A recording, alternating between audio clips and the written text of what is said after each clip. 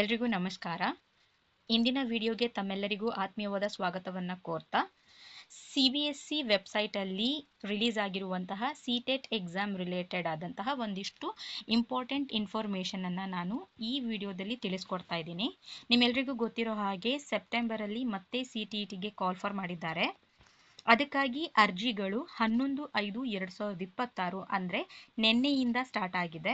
ಈ ಅಪ್ಲಿಕೇಶನ್ಸ್ನ ಹಾಕೋದಕ್ಕೆ ಕೊನೆ ದಿನಾಂಕ ಬಂದು 10/6/2026 ಆಗಿರುತ್ತೆ.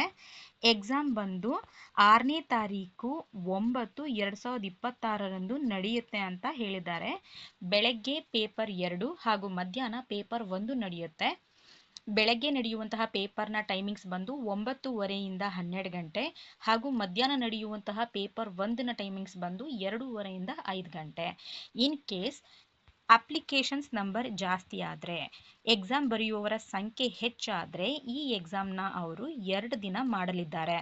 ಅಂದರೆ 5 ಸೆಪ್ಟೆಂಬರ್ 2026 ಶನಿವಾರ ಮತ್ತು 6/9/2026 ಭಾನುವಾರ 2 ದಿನ ಮಾಡ್ತೀವಿ ಅಂತ ಅವರು ಅದನ್ನು ಹೇಳಿದ್ದಾರೆ.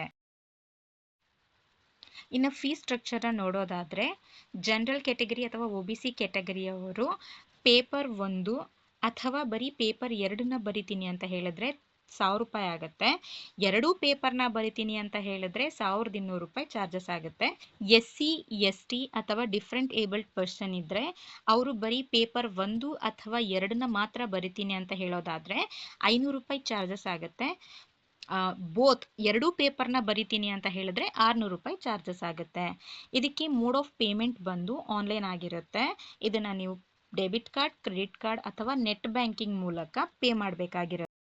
ಎಲಿಜಿಬಿಲಿಟಿ ಕ್ರೈಟೀರಿಯಾ ಬಂದು ಈ ಎಕ್ಸಾಮ್ಗೆ ಫಸ್ಟ್ ಪೇಪರ್ಗೆ PUC with DLD, degree with DLD or first year DLD ಅಥವಾ ಸೆಕೆಂಡ್ ಇಯರ್ DLDಯಲ್ಲಿ ವ್ಯಾಸಂಗ ಮಾಡ್ತಿರೋರು ಫಸ್ಟ್ ಪೇಪರ್ಗೆ ಎಲಿಜಿಬಲ್ ಆಗ್ತೀರಾ.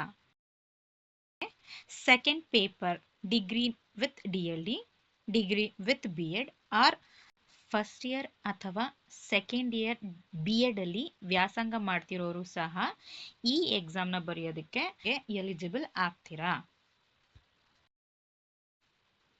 ಈ ವರ್ಷ ಅಂದರೆ ಫಸ್ಟ್ ಇಯರ್ಗೆ ಯಾರ್ಯಾರು ಅಡ್ಮಿಷನ್ ಆಗಿರ್ತೀರಾ, ಅದು DED ಆಗಿರಲಿ BEd ಆಗಿರಲಿ, ನೀವು ಸಹ ಈ ಎಕ್ಸಾಮ್ನ ಬರೆಯೋದಕ್ಕೆ ಎಲಿಜಿಬಲ್ ಆಗಿರ್ತೀರಾ. ಪೇಪರ್ ಫಸ್ಟಲ್ಲಿರುವಂತಹ ಸಬ್ಜೆಕ್ಟ್ಸ್ನ ನೋಡೋದಾದರೆ ಸೈಕಾಲಜಿ, ಮ್ಯಾಥಮ್ಯಾಟಿಕ್ಸ್, EVS, ಲ್ಯಾಂಗ್ವೇಜ್ 1 ಮತ್ತು ಲ್ಯಾಂಗ್ವೇಜ್ 2. ಪೇಪರ್ 2ನಲ್ಲಿ ಸಹ ಸೈಕಾಲಜಿ, ಲ್ಯಾಂಗ್ವೇಜ್ 1 ಮತ್ತು ಲ್ಯಾಂಗ್ವೇಜ್ 2 ಕಂಪಲ್ಸರಿ ಬೋತ್ ಪೇಪರ್ಸಲ್ಲೂ ಇರುತ್ತೆ. ಪೇಪರ್ 1 ಮತ್ತು 2 ಅಲ್ಲಿ. ಆದರೆ ಇಲ್ಲಿ ಮ್ಯಾಥಮೆಟಿಕ್ಸ್ ಆ್ಯಂಡ್ ಸೈನ್ಸ್ನ ಬೇಕಾದರೂ ತಗೋಬೋದು ಅಥವಾ ಸೋಷಿಯಲ್ನ ಸಹ ನೀವು ತಗೋಬೋದಾಗಿರುತ್ತೆ. ಬಟ್ ಇಲ್ಲಿ ಇದು 60 ಮಾರ್ಕ್ಸ್ಗೆ ಬರುತ್ತೆ.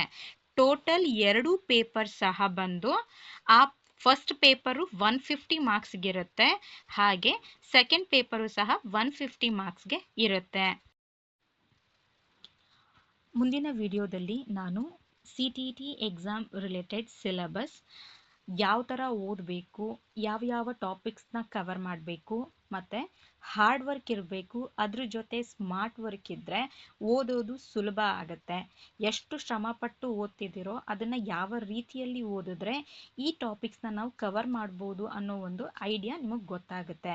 ಹಾಗಾಗಿ ಎಕ್ಸಾಮ್ಗೆ ಇಂಪಾರ್ಟೆಂಟ್ ಆಗಿರುವಂತಹ ಟಾಪಿಕ್ಸ್ನ ನಾನು ನೆಕ್ಸ್ಟ್ ಕ್ಲಾಸಿಂದ ಸ್ಟಾರ್ಟ್ ಮಾಡ್ತೀನಿ.